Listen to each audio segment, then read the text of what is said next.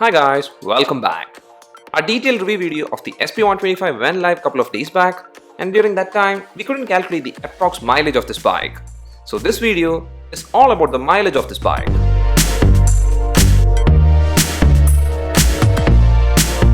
The method we are going to use to calculate the mileage is the old and conventional full tank method. So for that, what we first do is that we fill up the tank to full. Well, during this time, there is no need to take a note of how much liter of petrol was filled. And after hitting full tank, the next thing to do is that if there is a trip option available, set it to 0. Well, here we get the trip option, and therefore I did set trip A to 0. This step is very important and it should be done because we need to check how much kilometer we rode before filling up again. Now what I'm going to do is that I'm going to use the bike like a regular rider who does regular city commutes. And it's going to be like a usual day-to-day use.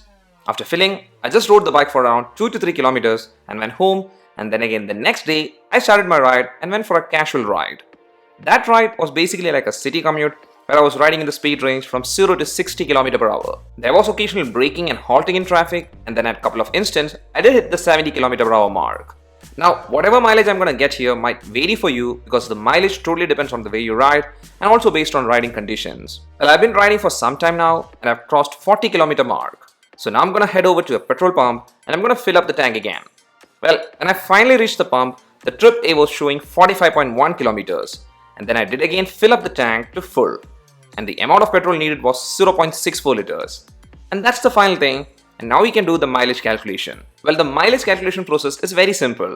We do know that we covered 45.1 kilometers with approximately 0.64 liters of petrol, and so to find the mileage for 1 liter of petrol, we just divide these two values. And on dividing it, we got an approx value of 70.47. So that means the approx mileage for the SP125 is 70.47 km per liter. I'm actually amazed by the mileage I got here.